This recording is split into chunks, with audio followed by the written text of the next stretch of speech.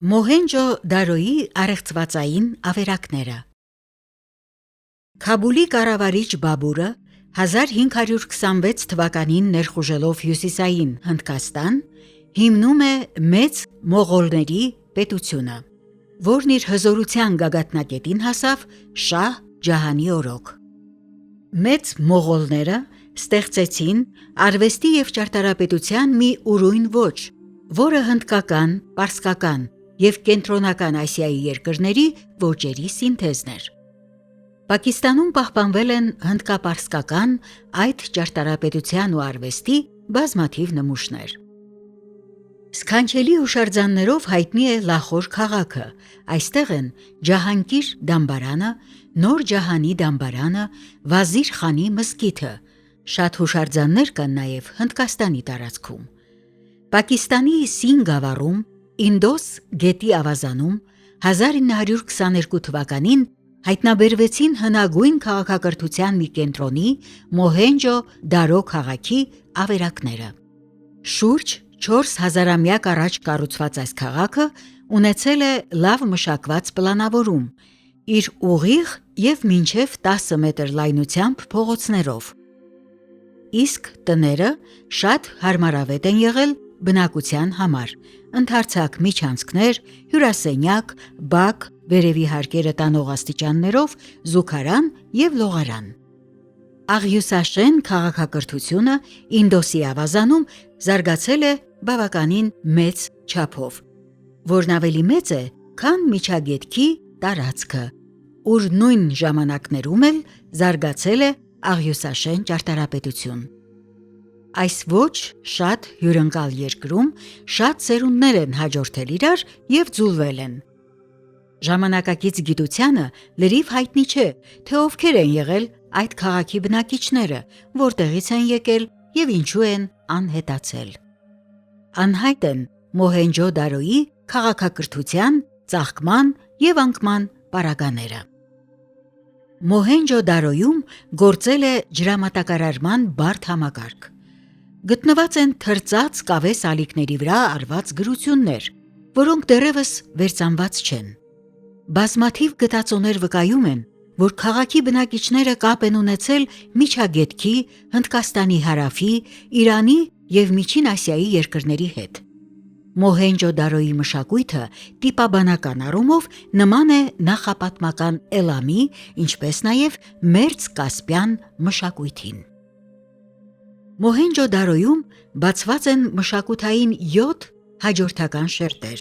որոնցից ամենահինը վերաբերում է մ.թ.ա.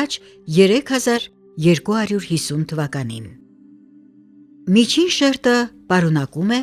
զարգացած քաղաքակրթության հետքեր, թրծված աղյուսներով կառույցներ, քարե և բրոնզե զենքեր։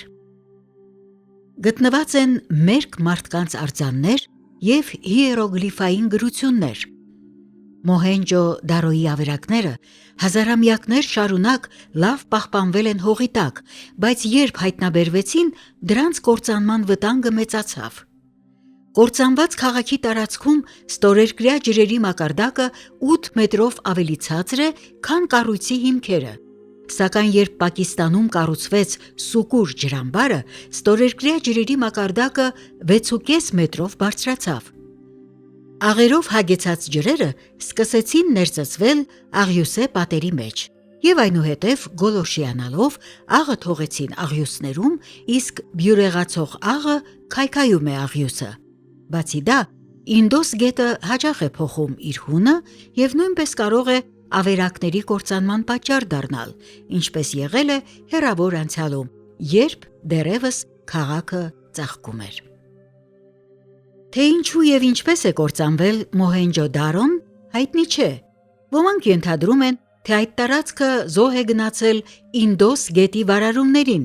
երբ նրա հունը փակվել է ցեխային հրաբուխների բուռն արտավիժումից։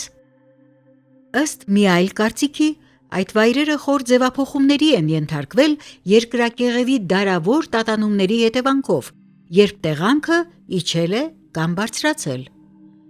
Թերևս առավել հավանական տեսակետն այն է, թե քարազուրկ այդ երկրում, ուր հիմնական շինանյութը աղյուսն էր, վերջինիս արտադրության համար անհեռատեսորեն հատել են շրջակա անտառները։ Հատել են նաև բնակարանները տաքացնելու և կերակուր եփելու համար։ Անտառների անհետացումը նրանց զրկել է կենսաբեր խոնավությունից և պատճառ է դարձել երաշտի ու սովի։ Գուցե զուգադիպել են նաև Ինդոսի վարարումները։ Մոհենջո-Դարոն վերջնական կործանումից փրկելու համար կան մի քանի նախագծեր։ ՅՈՒՆԵՍԿՕ-ի հավանությանն է արժանացել Հաննովերի համալսարանի պրոֆեսոր, հիդրոերկրաբան Էրիխ Լակների նախագիծը։ Նա առաջարկում է քաղաքի շուրջը փորել արտեզյան ջրհորներ և կառուցել ջրհան կայաններ ու հզոր պոմպերի միջոցով ստորերկրյա ջրերը դուրս քաշել և իջեցնել ստորերկրյա ջրերի մակարդակը։ Բացի դա, մտածում են քաղաքի շուրջը տնկել հատուկ ծառատեսակներ ու բույսեր, որոնք շատ ջուր են ներծծում և նրա հետ էլ աղը։ Այս կարգի բույսերը հոլանդացիներն օգտագործում են ծովից նվաճված հողերը մշակելի դարձնելու համար։ Այդ եղանակը տարածված է նաև Վիետնամում։ Ռեժիսոր Վահան Նահապետյան, կարդաց Անահիտ Նավասարդյանը։